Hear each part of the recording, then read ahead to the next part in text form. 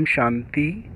22 मई 2022 अव्यक्त बाप दादा के महावाक्य। रिवाइज डेट है 13 फरवरी 1991।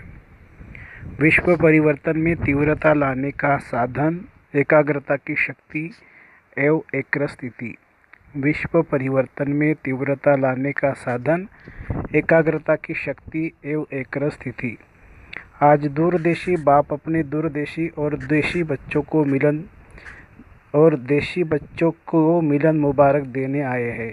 आप सभी भी दूरदेश से आए हैं, बाप भी दूरदेश से आए हैं। बच्चे बाप को मुबारक देने आए हैं और बाप बच्चों को पदम गुना मुबारक देते हैं। मनाना अर्थात समान बनना। दुनिया में सिर्फ मनाते हैं, लेकिन बाप मनाते अर्थात बनाते हैं। सभी बच्चे चाहे साकार रूप में सन्मुख हो चाहे आकार रूप में सन्मुख है, सब बच्चे विश्व के कोने कोने में बाप की हीरे तुल्य जयंती मना रहे हैं। बाप दादा आकारी रूप में सन्मुख बच्चों को भी हीरे तुल्य जयंती की हीरे तुल्य पद्मा पदम मुबारक दे रहे हैं। इस महान अवतरित होने की जयंती को आप सभी बच्चे मनाते स्वयं भी हीरे तुल्य बन गए हो। इसको कहा जाता है मनाना अर्थात बनाना। हर एक बच्चे के मस्तक पर पद्मा पदम भाग्यवान बनने का सितारा चमक रहा है। मनाते मनाते सदा के लिए भाग्यवान बन गए। ऐसी अलौकिक जयंती सारे कल्प में कोई भी नहीं मनाते हैं। चाहे महान आत्माओं की भी जयंती मनाते हैं, लेकिन वह महान आत्माएं मनाने वाले को महान बनाते नहीं है। इस संगम पर ही आप बच्चे परमात्मा जयंती मनाते महान बन जाते हो, श्रेष्ठ ते श्रेष्ठ आत्माएं बन जाते हो। ऐसे हीरे तुल्य जीवन बनाते जो जन्म जन्मांतर हीरे और रत्नों से खेलते रहते। आज का यादगार दिवस सिर्फ बाप का नहीं है, लेकिन बच्चों का भी बर्थडे है, क्योंकि जब बाप अवतरित होते हैं तो बाप के साथ ब्रह्मा दादा भी परिवर्तित आत्मा अवतरित होते हैं। बाप और दादा दोनों का साथ साथ अवतरण होता है। सिवाय ब्राह्मणों के बाप दादा स्थापना का यज्ञ रच नहीं सकते, इसलिए बाप दादा और ब्राह्मण बच्चे साथ साथ अवतरित होते हैं। तो किसका जन्मदिन कहेंगे, आपका या बाप का? आपका भी है ना, तो आप बाप को मुबारक देते और बाप आपको मुबारक देते हैं। शिव जयंती अर्थात परमात्मा जयंती की महाशिवरात्रि क्यों कहते हैं? सिर्फ शिवरात्रि नहीं कहते हैं, लेकिन महाशिवरात्रि कहते हैं, क्योंकि इस अवतरित दिवस पर शिव बाप ब्रह्मा द्वारा और ब्राह्मणों ने महान संकल्प का व्रत लिया कि विश्व को पवित्रता के व्रत से महान श्रेष्ठ बनाएंगे। विशेष आदिदेव ब्रह्मा अपने निमित्त ब्राह्मण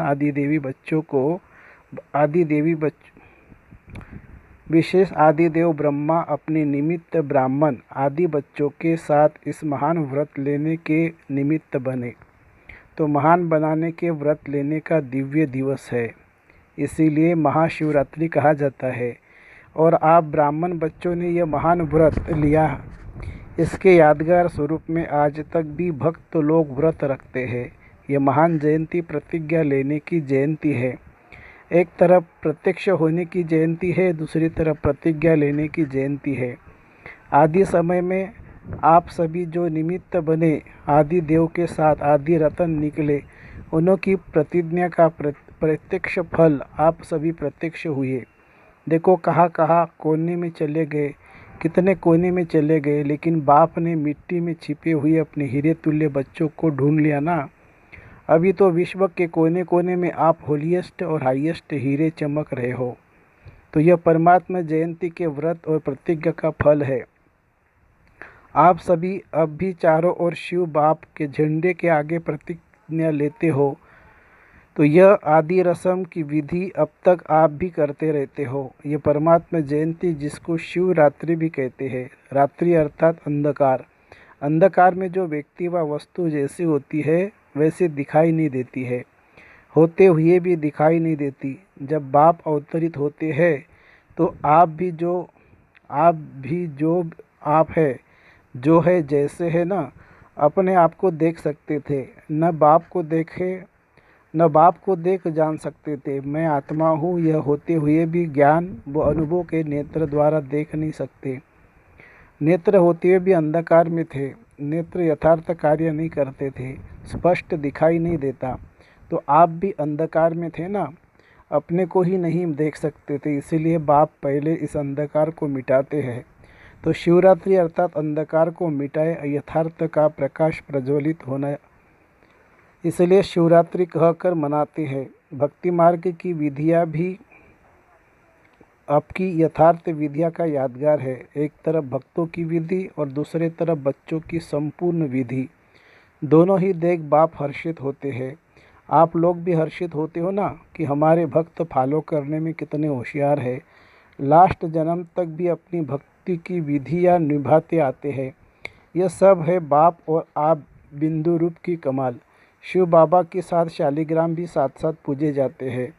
आप सभी बिंदु स्वरूप के महत्व को जानते हो, इसलिए आज तक भक्तों में शिव अर्थात बिंदु स्वरूप का महत्व है। वह सिर्फ बिंदु रूप को जानते हैं, यथार्थ नहीं जानते हैं, अपने रूप से जानते हैं। लेकिन आप बाप को सिर्फ बिंदु रूप से नहीं, लेकिन बिंदु के साथ जो सर्व खजानों का सिंधु है, तो बिंदु के साथ सिंधु रूप को भी जानते हो। दोनों रूप से जाना है ना। सिंधु स्वरूप को जानते आप भी मास्टर सिंधु बन गए। आप में कितने खजाने भरे हुए हैं, हिसाब लगा सकते हो। अनगिनत, अथाह और अविनाशी खजाने हैं।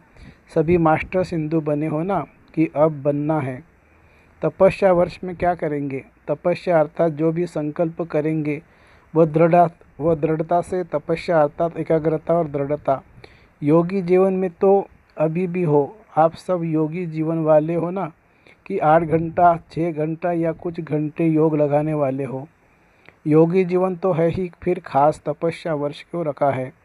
बाप दादा सभी बच्चों को योगी जीवन वाले योगी आत्मा के रूप में देखते हैं और हो भी योगी जीवन में। और जीवन तो समाप्त हो गई, भटकी हुई भोगी जीवन से थककर निराश होकर सोच समझकर योगी बने हो। सोच समझकर बने हो या किसके कहने से बने हो?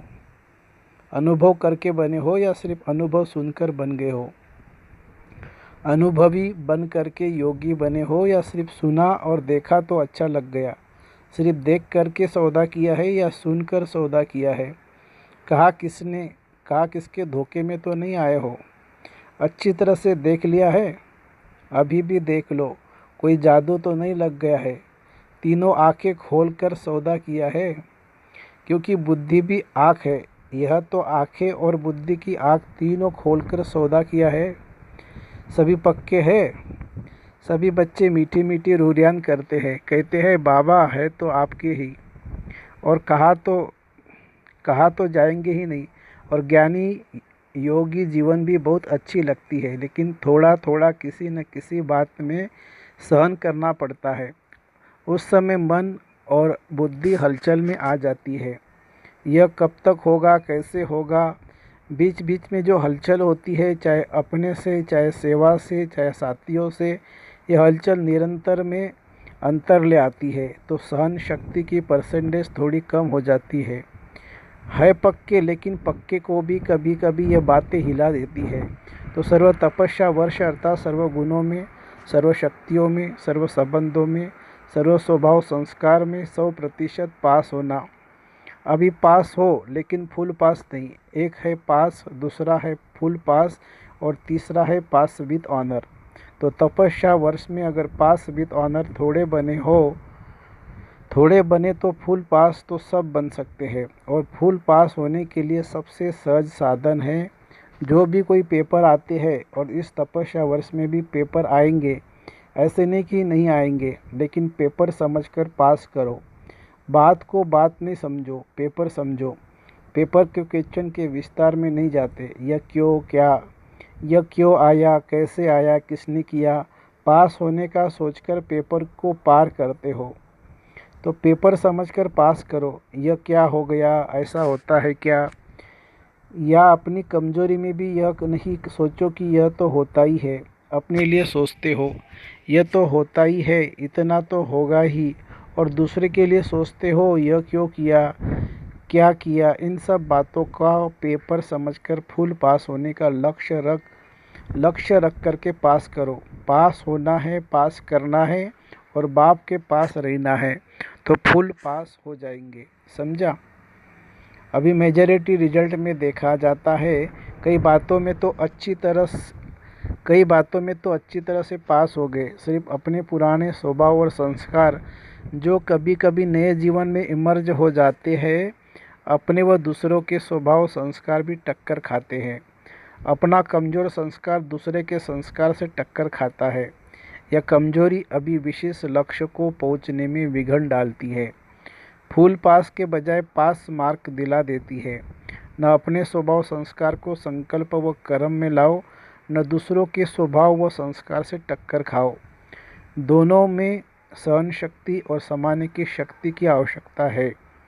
यह फुल पास के समीप लाने नहीं देती और यही कारण है जो कहा अलबेलापन का आलस्य आ जाता है।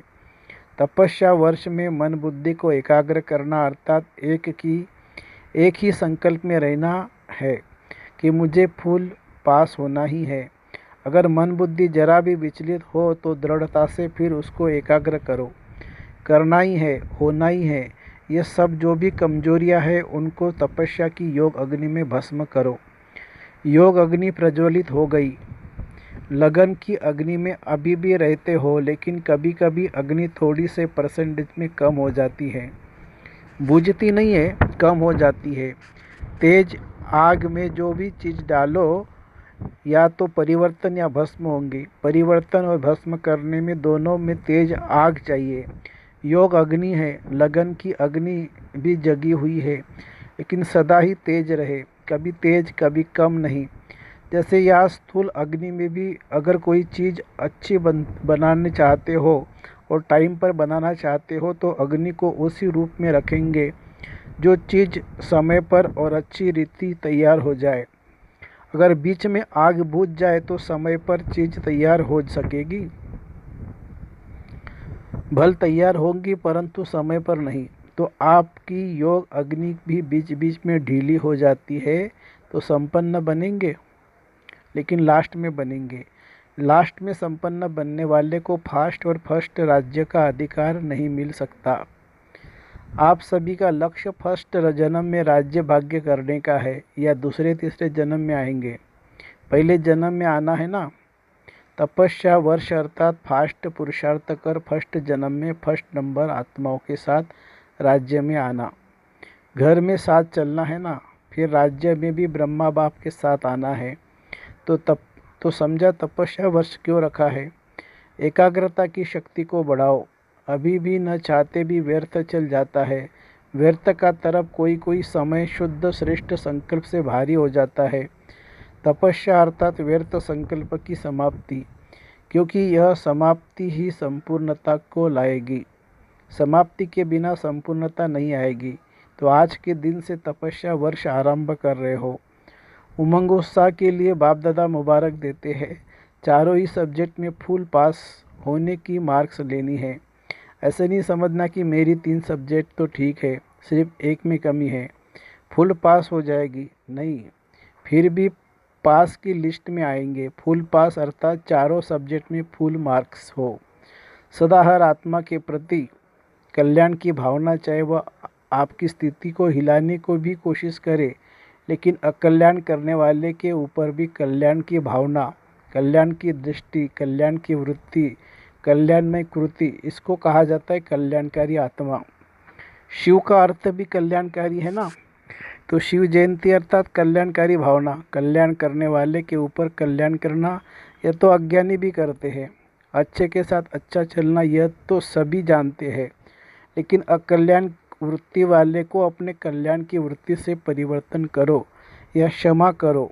परिवर्तन न भी कर सकते, क्षमा तो कर सकते हो ना। मास्टर क्षमा के सागर तो हो ना। तो आपकी क्षमा उस आत्मा के लिए शिक्षा हो जाएगी। आजकल शिक्षा देने से कोई समझता है, कोई नहीं समझता है। यह करो तो यह शिक्षा हो जाएगी। क्षमा अर्थात शुभ भावना की दुआएं। क्षमा अर्थात शुभ भावना की दुआएं देना, सहयोग देना। शिक्षा देने का समय अभी चल गया। शिक्षा देने का समय अभी चला गया। अभी स्नेह दो, सम्मान दो, क्षमा करो, शुभ भावना रखो, शुभ कामना रखो। यही शिक्षा की विधि है। वह विधि अब पुरानी हो गई है। तो नई विधि आती है ना, तपस्या वर्ष में नई विधि से सर्व को और समीप लाओ। सुनाया था कि दाने सुना था कि दाने कुछ तैयार हो भी गए हैं, लेकिन माला अभी तैयार नहीं है। धागा भी है, दाने भी है, लेकिन दाना दाने के समीप नहीं है, इसीलिए माला तैयार नहीं है। अपनी रीति से दाना तैयार है, लेकिन संगठन में समीपता में तैयार नहीं है। तो तपस्या वर्ष में बाप समान तो बनना ही है, लेकिन दाना दाने के समीप भी आना है। समझा? बाकी योगी थे, योगी है, सदा योगी जीवन में ही रहना है। ड्रामा की हर सीन को न्यारे प्यारे बन देखते चलो। ड्रामा की हर सीन प्यारी है। दुनिया के लिए जो अप्यारी सीन है वो आपके लिए प्यारी है। जो भी होता है उसमें कोई राज भरा हुआ होता है। राज को जानने से कभी किसी की बात में, किसी दृश्य में नाराज नहीं होंगे। राज को जानने वाले नाराज नहीं होते, राज को न जानने वाले नाराज होते हैं। डबल विदेशी भी इस बारी शिव जयंती मनाने टाइम पर पहुंच गए। दृढ़ निश्चय रखा कि जाना ही है, तो पहुंच गए ना। जाए न जाए यह सोचने वाले रह गए। अभी तो यह कुछ भी नहीं है, अभी तो होना है। अभी प्रकृति ने फुल फोर्स की हलचल शुरू नहीं की है, करती है, लेकिन फिर आप लोगों को देखकर थोड़ा ठंडी हो जाती है। वह भी डर जाती है कि मेरे मालिक तैयार नहीं है। किसकी दासी बने? निर्भय हो ना, डरने वाले तो नहीं हो ना। लोग डरते हैं मरने से, और आप तो है ही मरे हुए। पुरानी दुनिया से मरे हुए हो ना, नई दुनिया में जीते हो, पुरानी दुनिया से मरे हुए हो। तो मरे हुए को मरने से क्या डर लगेगा? और ट्रस्टी हो ना।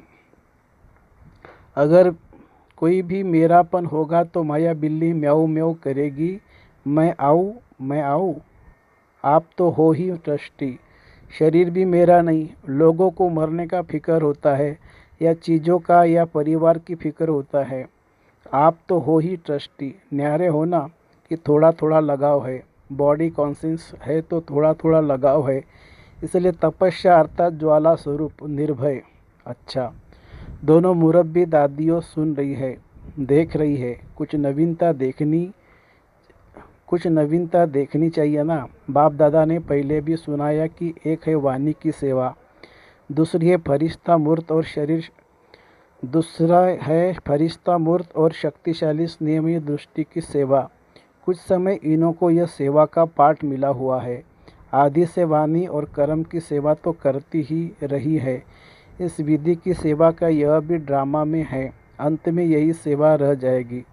यह पाठ थोड़े समय के लिए इन्हों को मिला है।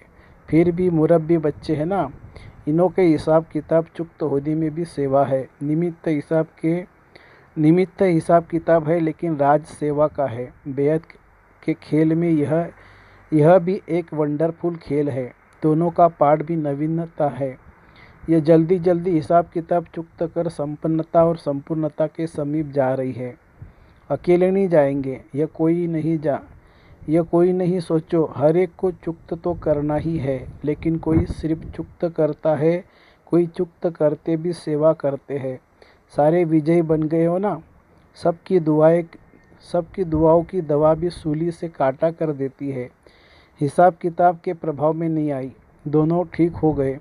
सिर्फ परहेज में है, रेस्ट भी परहेज है। जैसे खाने में परहेज होती है, या फिर चलने फिरने बोलने की परहेज है। स्नेह क्या नहीं कर सकता है। कहावत है, स्नेह पत्थर को पानी कर सकता है। तो यह बीमारी नहीं बदल सकता है। बदल तो गई ना। हार्ट की बीमारी बदल गई, पत्थर से पानी तो हो गया ना। तो यह आप सबका प्यार है। बाकी अब सिर्फ पानी रह गया, पत्थर खत्म हो गया। रेस्ट में रहने से दोनों के चेहरे चमक गए। परिवार का प्यार भी बहुत मदद देता है। अच्छा, चारों ओर के सर्व विश्व कल्याण की श्रेष्ठ भावना रखने वाले, चारों ओर के ऐसे दृढ़ संकल्प करने वाले, तपस्या द्वारा स्वयं को विश्व को परिवर्तन करने वाले, एकाग्रता की शक्ति से एकरस तीव्र स्थिति में रहने वाले, ऐसे तपस्वी आत्माओं को, स्नेही आत्माओं को, सदा बाप के साथ रहने वाली आत्माओं को, सदा भिन्न भिन्न विधि से सेवा में साथी रहने वाले बच्चों को महापरमात्मा जयंती की मुबारक और याद प्यार स्वीकार हो। साथ साथ नमस्ते। हम रूहानी बच्चों की रूहानी माता पिता बाप दादा को याद प्यार, गुड मॉर्निंग और नमस्ते बाबा, नमस्ते। वरदान। समय और परिस्थिति प्रमाण अपनी श्रेष्ठ स्थिति बनाने वाले अष्ट शक्ति संपन्न भवो। जो बच्चे अष्ट शक्तियों से संपन्न है वो हर कर्म में समय प्रमाण, परिस्थिति प्रमाण, हर शक्ति को कार्य में लगाते हैं। उन्हें अष्ट शक्तियाँ इष्ट और अष्ट रत्नों बना देती है।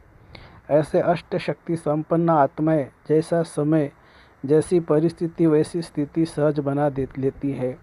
उनके हर कदम में सफलता समाई रहती है। कोई भी परिस्थिति उन्हें श्रेष्ठ स्थिति से नीचे नहीं उतार सकती। स्लोगन है, जो कर्म हम करेंगे हमें देख और करेंगे। यह स्लोगन सदा स्मृति में रहे तो कर्म श्रेष्ठ हो जाएगा। जो कर्म हम करेंगे हमें देख और करेंगे, यह स्लोगन सदा स्मृति में रहे तो कर्म श्रेष्ठ हो जाएंगे। अच्छा, ओम शांति शांति शांति। शुक्रिया बाबा, शुक्रिया। Thank you Baba, thank you.